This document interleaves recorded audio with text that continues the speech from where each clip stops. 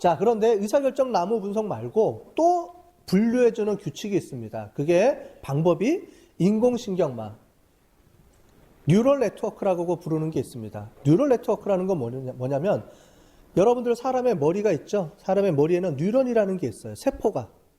이 세포하고 세포하고 간의 전기 신호에 의해서 머릿속이 뭐가 기억이 되고 암산이 되고 이렇게 한다라는 겁니다. 그래서 사람의 뇌라는 게 있는데 사람의 뇌는 뉴런과 뉴런이라는 게 세포를 의미합니다. 세포하고 세포 사이에 어떤 연결성을 가지고 얘가 어떤 전기적 신호에 의해서 막 만들어낸다는 거예요. 물리적인 화학적으로. 근데 여러분들 머리는 불가사의하죠? 몰라. 왜 그렇게 계산되는지 몰라. 여러분들이 왜 그렇게 행동하는지 모르잖아요. 그죠? 머릿속으로 뭐 어떻게 생각되는지 모르잖아요. 이게 머릿속으로 내가 왜 이 생각이 나왔는지 알아요? 아는 사람 있으면 얘기해봐. 아무도 없을걸요? 할 때가 머릿속에 뭐가 생각이 나죠? 어떤 알고리즘에 의해서, 생화학적인 반응에 의해서 내가 지금 막 생각하고 있는 거죠. 지금 이 순간도 여러분들 머릿속은 제가 얘기하는 걸 막 생각하고 있죠? 그죠? 이해를 하든 못하든. 그런 것처럼 인간의 뇌라는 거는 수많은 뇌세포들 간에 어떤 전기적 신호에 의해서 뭔가를 자꾸 만들어내고 계산해내고 기억하고 한다라는 겁니다. 이런 방법을 이용을 해서 컴퓨터도 그걸 이용해서 쓸 수 있지 않을까라고 하는 겁니다. 그래서 어떻게 주느냐? 뭐 여러 가지가 있지만 이걸 한번 볼게요.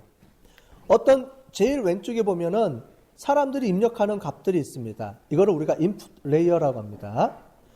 어떤 데이터 값들이 이렇게 들어오면 이게 사람의 머리 뇌예요.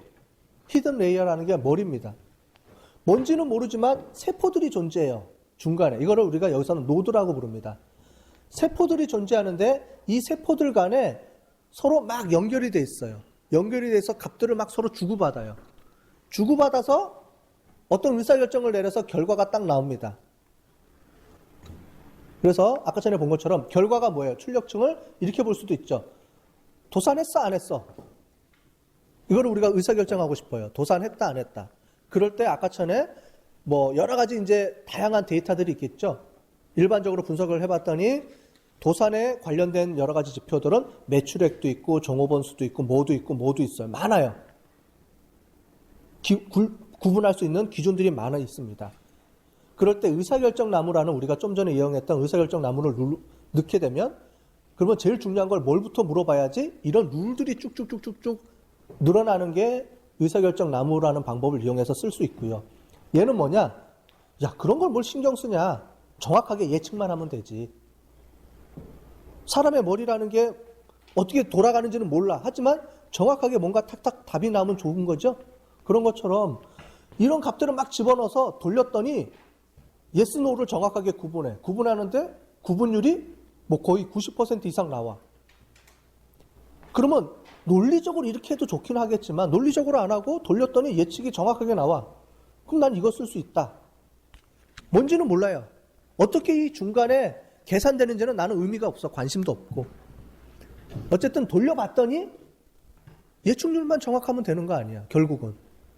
도산을 정확하게 예측하면 되는 거 아니에요?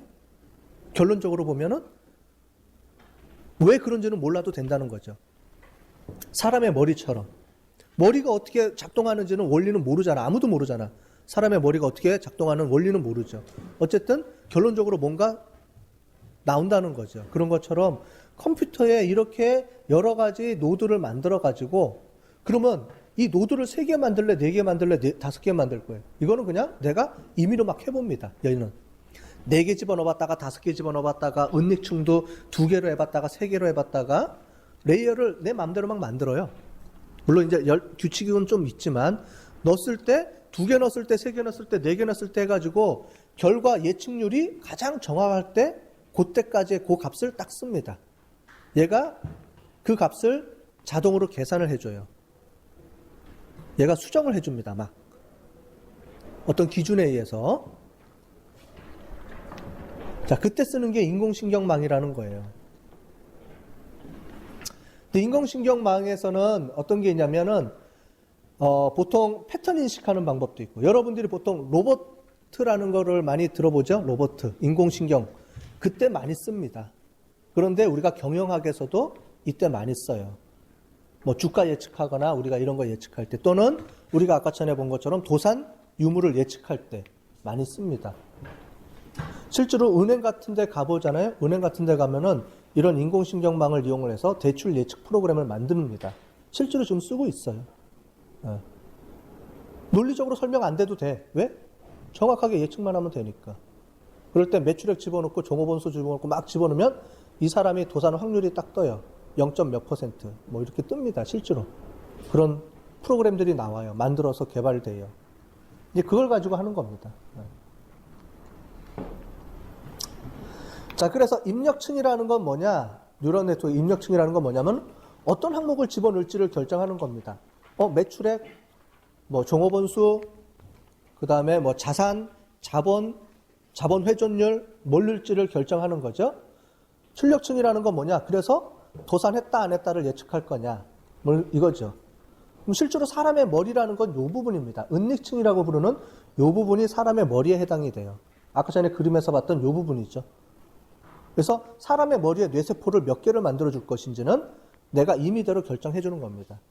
뭐 2개 넣어봤다, 3개 넣어봤다가 5개 넣어봤다가 이렇게 계속 해가면서 정확도가 제일 높을 때까지를 계속 개발해내는 거죠. 자, 그런데 이렇게 계산할 때 보면 이런 결합함수라는 걸 이용해서 해줍니다. 그래서 선형함수, 리니어 펑션이라는 거를 결합하는 건데 여기 보면은 가중치라는 게 있어요. 뒤에 보면은 정확하게 또 설명을 드릴게요. 그 다음에 이제 활성화 함수라는 게 있습니다. 이 활성화 함수라는 건 뭐냐면 어떤 값이 딱 나왔을 때 예측값이 딱 나와요. 어떤 값을 집어넣으면 이 사람은 도산할 확률과 정상일 확률을 예측해 줍니다. 그러면 어느 기준으로 나왔을 때 그럼 이 사람을 도산이라고 해줄 거냐, 도산 아니랄 것이라고 해줄 거냐. 여러분들 생각은 보통 0.5라고 생각이 들죠? 기본적으로는 0.5를 기준으로 해서 0.5보다 높으면 도산했다 안 했다를 기준으로 할 거다. 이렇게 하는데 그렇지 않습니다. 왜요? 나는 0.5면 리스크가 크잖아. 그래서 나는 도산했다 안 했다를 0.7로 해주겠다. 뭐 이렇게 해줄 수도 있거든요. 이제 그런 거 만들 때 이제 이런 활성화 함수라는 거를 이용을 해서 그래서 어떤 기준을 주고 이 기준 이상이 되면 도산했다, 도산 안 했다. 즉 대출을 해줘라, 말아라. 기준이 꼭 0.5가 아닙니다. 바꿀 수가 있어요. 그래서 보시면 신경망 모델은 입력값들을 집어넣어서 입력값이 그런데 여러 개가 들어가죠. 매출액, 뭐 수익, 그 다음에 순수익, 뭐 종업원수 여러 가지 데이터들을 집어넣어서 중간에 뭐가 막 돌아가면 아웃풋이 딱 넣어지는 겁니다. 그랬을 때 요 각각의 가중치가 있다라는 거예요. 그래서 신경망 모형의 근본 원리는 뭐냐면 이 가중치를 만들어주는 거예요. 뭐냐면 봤을 때 매출액이 가장 중요하다. 그럼 매출액에 대한 가중치가 높아지겠죠. 그래서 이 W 가중치를 계산을 해내는 거예요. 자, 그럴 때 입력이 돼 있고 입력 가중치 값을 막 해서 넷이라는 게 만들어지면 이 넷을 활성화 함수, 아까 전에 봤던 이 활성화 함수에다 집어넣으면 값이 이렇게 출력이 돼서 나옵니다. 그래서 이 사람은 그러니까 도산이다 아니다를 예측하게 돼요. 보통 계산은 이렇게 해줍니다. 예를 들어서 이렇게 계산이 돼서 나옵니다. 잘 모르겠죠? 뒤로 가서 넘어가 보겠습니다. 이런 겁니다. 자, 입력값이 있습니다. 각각 1, 2, 3이라는 값이 들어가요. 그럼 여기에 가중치를 1, 0.3, 0.5로 집어넣어 줍니다.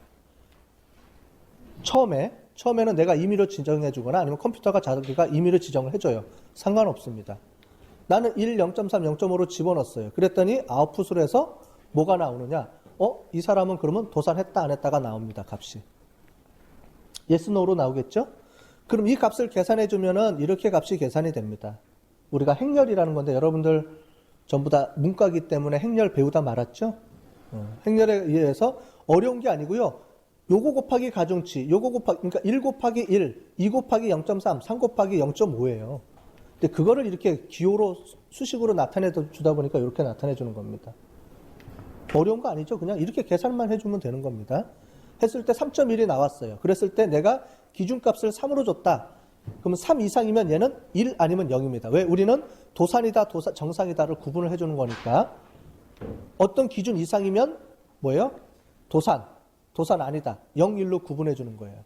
기준값을 주는 거죠. 그래서 기준값을 임의로 제가 3이라는 걸 줬습니다. 줬을 때 이 값에 의해서 얘가 1이다, 0이다가 넣어져. 이게 만약에 2.9가 나오면 얘가 0이 내는 거죠. 자, 그렇게 했을 때 100명을 집어넣었더니 yes, no로 구분해봤더니 100명 중에 도산 아닌 사람들이 50대 50이었어요. 근데 이거를 딱 해서 100명을 딱 예측을 해봤더니 처음에 이 가중치를 가지고 딱 계산을 해봤더니 어떻게 나왔느냐? 70대 30이 나왔어요. 그러면 20% 총 40%가 에러 났네요. 원래 50대 50으로 딱 정확하게 나와야 되는데 70대 30으로 예측해 줬으니까 에러율이 높죠. 그럼 어떻게 주느냐? 얘가 백프로퍼게이션이라는 게 있습니다. 백해요. 야, 1, 0.3, 0.5잖아. 이 값들을 얘를 좀 낮춰봐. 0.9로. 다시 백해서 또 돌려줍니다. 한 번 더. 그랬는데 그러다 보니 65%대 35%가 나와요. 좀 높아졌네? 자, 그러면 얘를 좀 더 수정해줘. 언제까지? 예측률이 올라갈 때까지 얘가 계속 반복을 해줍니다. 그걸 우리가 백프로퍼게이션이라고 합니다. 프로퍼게이션이라는 건 영어로 진출한다라는 말이거든요. 이런 방법을 우리가 백프로퍼게이션이라는 방법이 있습니다. 여기 보면은 써 있을 건데 여기에 백프로퍼게이션이라는 방법을 씁니다.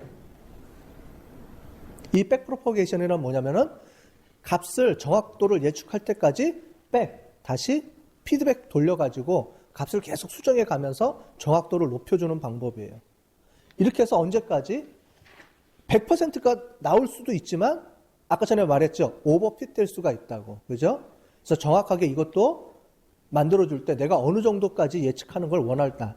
아니면 이렇게 볼 수도 있어요.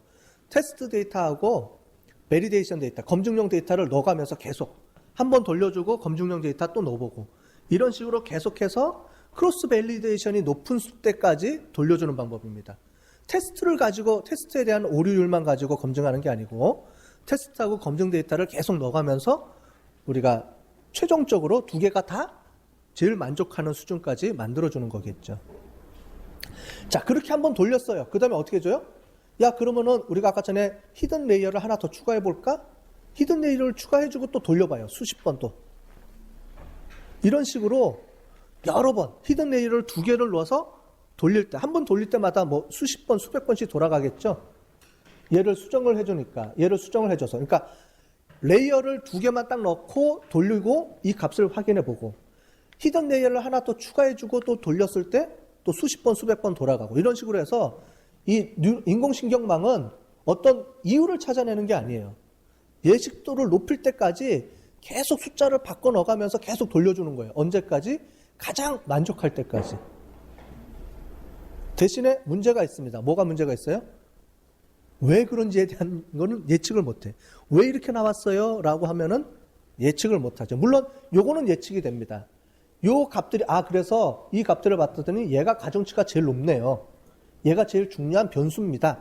라는 건 확인이 돼요. 그런데 뭘 어떻게 해서 나왔는지에 대한 거는 정확하게 예측이 안 돼요. 왜냐? 이 수많은 값들의 조정에 의해서 뭔가가 만들어졌기 때문에. 왜 히든 레이어를 두 개를 했나요? 세 개를 했나요? 그거는 모른다는 거죠.